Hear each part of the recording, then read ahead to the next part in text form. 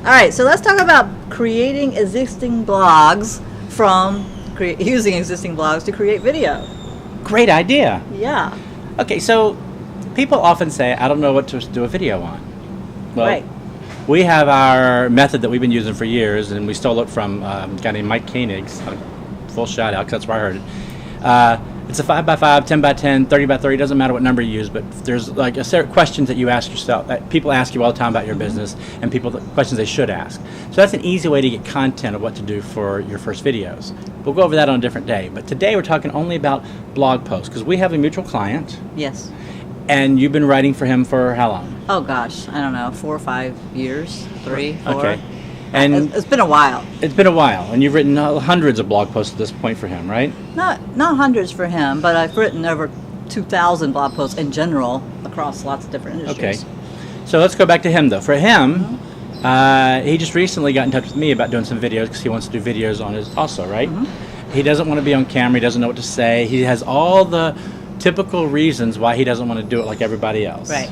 So that's fine. So now he's hired me, which is fantastic because I get to pay rent. But what are some of the things that you see from blog posts that people could be doing?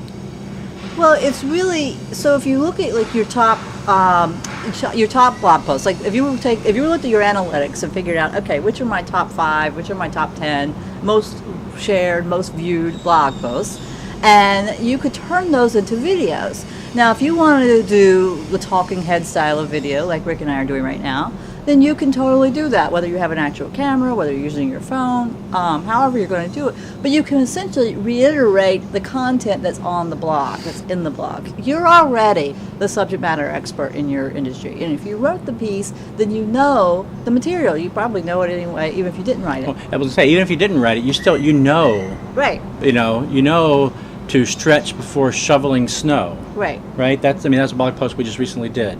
A video on and a blog post. right. But he's a subject matter expert, so all he has to do is...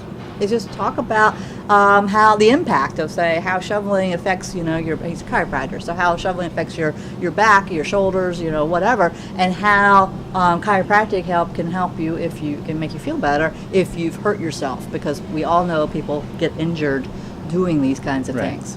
So the blog post, in his instance, when you type in the town and chiropractor, he comes up at the top of the list, always, and has for years, because he's smart about his marketing. But the blog post gets him great SEO. But there's a group in that town with 15,000 people in it, and all he has to do is once a month post a video into that group, and now nobody else is doing that. There's a whole bunch of chiropractors there. Not a single chiropractor is doing that in that town.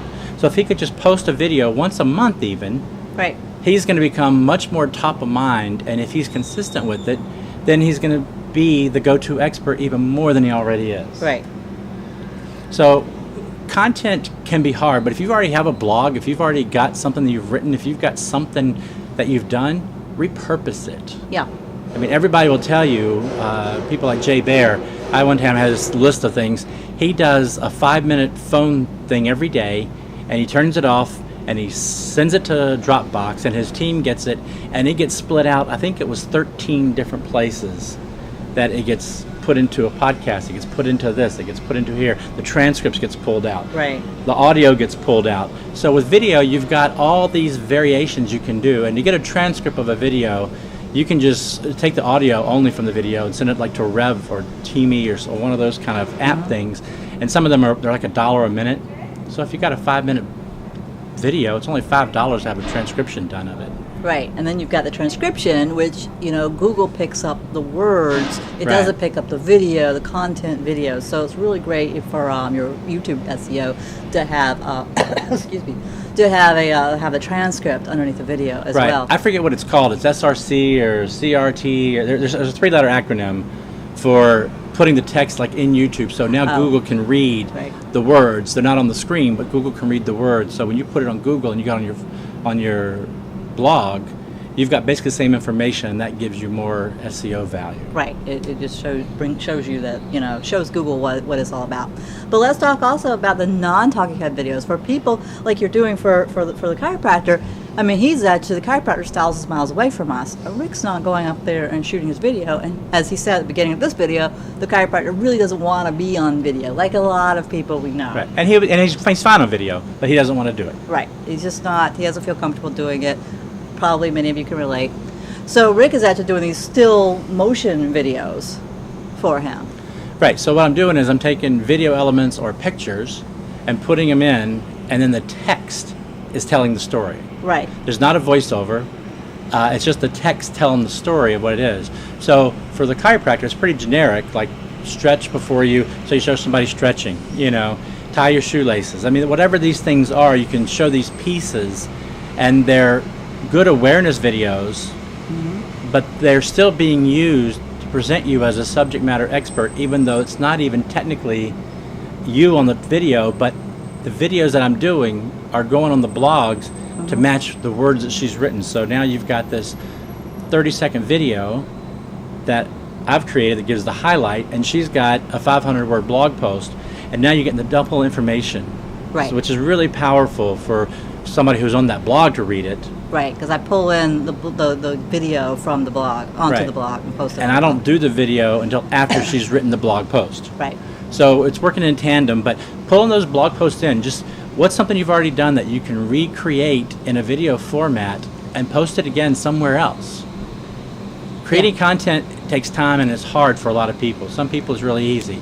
But setting up the camera, setting up the light, getting the microphone, getting all this other stuff ready is what takes time. So we're like batching this. We're shooting 6 of these today because we'll take 45 minutes and shoot 6 of these because everything's set up. Do the same thing with your blog post, but Yeah. repurpose. It's all about the repurposing. All right. Repurposing. There's no reason to only do one blog post one time and then call it done. Yeah. So if you want to see the other 5 of these videos we're doing today, join my group. And that group is at bit.ly/SBV group. group. bit.ly/SBV group. GROUP.